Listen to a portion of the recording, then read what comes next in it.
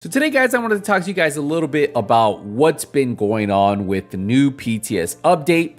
I currently will tell you guys I've been playing with random builds, just pieces put together, trying to get you guys some content because I wanted to at least record a little bit about it to kind of give you my experience, because I've seen some positive feedback, I've seen some negative feedback. I've seen some people saying that the new game mode is just Summit 2.0. But let's talk a little bit about it, and let's talk about what I think about the whole update in general. So we know that the main focus for this update is going to be the new season, the new game mode, and then obviously there's a new gear set we talked about in my last video, new brand sets, and then obviously some new gear for you guys to farm for. Now, the biggest thing I do see on Twitter is people are saying they spent all this time working on just this. Now, before I read you what Yannick did say, in case some of you guys didn't see it, I do want to say that they do have a specialization revamp that they are currently working on. And if you think about it, the expertise system, the specialization revamp, that's like a whole new foundation of things that they can build off of for the future. So the content, I believe, will come. And based on what Yannick said, I'm going to give him the benefit of the doubt. Now, in case you missed that, Yannick did come out publicly before this came out because he knew people would be a little bit, I could say he probably thought people were going to be a little bit disappointed because their hopes were a little bit higher than what they were going to be able to deliver. And Yannick says, agents, before we all jump on the PTS, there's something I'd like to keep in mind. The year we spent working on the game in silence was not spent making one gigantic comeback update. It was spent organizing and preparing for continuous support of the game. The importance of this update is not in its size, but more bringing the division back to normal with more updates to come. It says, if this update doesn't contain the changes or content that you were hoping for, just remember that there are more updates coming throughout the year. For now, I hope we can all share a happy moment, rejoice in the support of the game is returning, and we're live again. Now, this is just something that I wanted to put out before I get into my, I guess, little rant on what I think this means for the division. Do I think this update is enough to bring division agents back? And I'm gonna be 100% honest with you. I just want to let you guys know where the mindset of the creative director of the division at Ubisoft Massive's mindset was.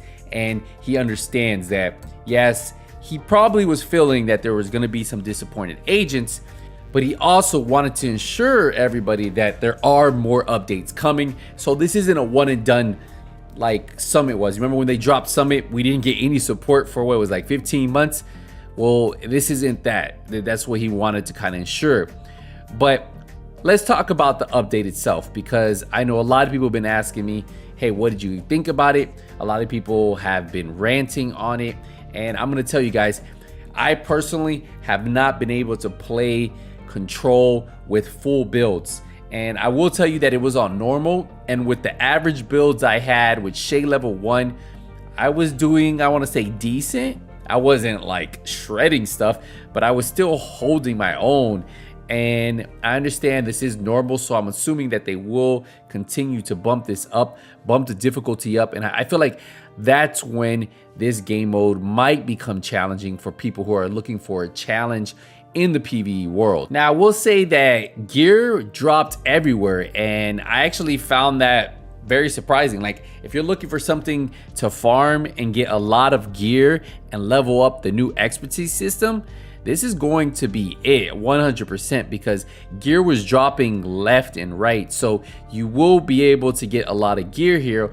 And just like the Summit, you can select the gear you want to farm. So if you want to farm Walker and Harris pieces, if you want to farm Providence pieces, if you want to farm green gear sets, you can choose the exact item that you want to farm, and those items will have a higher chance of dropping. Now, in this control mode, there are objective based. So the one that I played was core objective was laboratory. It had encounters, shade crate, warhounds, hack servers, and then there was countermeasures. Agents deal 75% more damage to enemies outside of 35 meters. Agents deal 75% more damage to enemies within 15 meters, and agent skills deal 25% damage to enemies. Now, these do change every time you go in, so it should never be the same experience. I honestly think this is probably going to be the go-to area for farming. So I think if you guys are looking for new gear, if you're looking for new things to do, this will probably keep you entertained versus the summit. You remember it was just floor after floor after floor. Nothing really changed. This was actually visually pleasing on the eyes. So like if you talk about the map design, I actually thought the map design was nice, but I would tell you that it is something that I felt was a little shorter than I thought, but I guess because it is a countdown, you go in, you finish it, once you're done, you farm, you do it again, you just do it over and over and over. So it is something that might get repetitive depending on what you're doing, but it could be better than farming control points over and over for gear, right?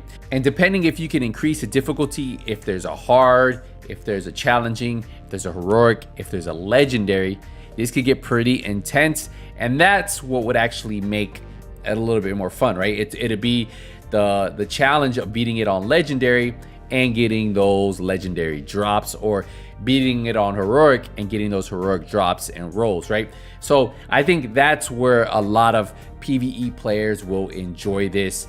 Now for you PvP players, you definitely will probably get very bored with this pretty quick. I'm going to tell you that.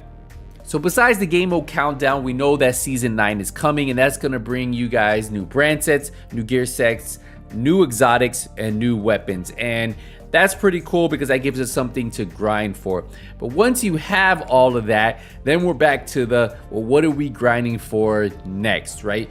What is the point of us leveling up, and what are we leveling up for? And that's where the new expertise system comes into play, right? We don't have a new level. We're not going to level 40, level 50, but we do have a new system called expertise, and you can level up your gear to that next level.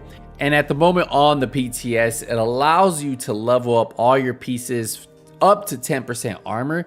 So that means you could have up to 60% armor, and then all your weapons you can level up to, I believe it's 10% weapon damage. And then I believe the skills also level up. So this expertise system is another way to kind of like min-max your builds, give you something to grind for, and I can't wait to actually get my hands on this. I definitely think this is going to change the meta, not only in the PvP world, but in the PvE world. So I really think this will create a lot of build diversity once people have their expertise system leveled out, like maxed out, because that's when you're going to see the true power behind this. Just like when people initially got their Shade Watch, right? Initially it was like, all right, it's cool. But once you have 1,000 Shade Watch, you really felt the difference in all your builds. It allowed you to max them out, add a little bit more crit chance here, a little bit more weapon damage here, a little bit more headshot damage here, and just create different builds and switch up the pieces on your builds, right? And I really feel that that's what's going to happen with this new expertise system, and that's what people will be grinding for.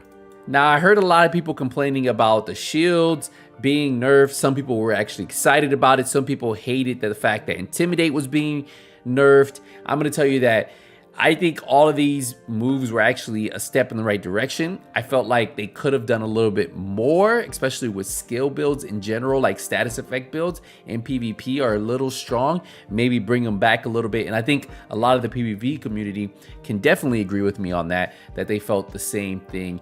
But I will say that the small changes that they did do were a step in the right direction, but I still think they have a long way to go. Now, that pretty much sums up what we're getting in this update. They did address that the specialization that they talked about in the Intelligent Annex will be coming. It's just not ready yet. And I feel like when we get that, especially with these new armor buffs that you get from different gear sets, from different expertise levels, and with that instant armor kit, the meta could definitely change pretty quick, and we could see something very different in the near future for what players are running.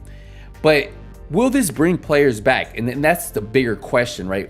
Will this, what we just mentioned, bring back players? Because I did mention quite a few things, but I just don't feel this is going to entice players to come back just yet. I feel like maybe once we get more content, a bigger storyline, I feel like we still need something like Warlords, a campaign like Warlords, to bring players back, right? Because players want a story. They want to find out what happened. And the PvP community has been waiting for some PvP content, maybe some new conflict maps, maybe a new DZ, maybe a bigger DZ, just a lot that needs to be done to really entice players to really dive back into the division, to grind these levels, right? Yeah, we have our hardcore Division 2 audience that's going to play this. They're going to level up the XP system. But do I think this will bring a lot of the player base who has left the game because they wanted more content?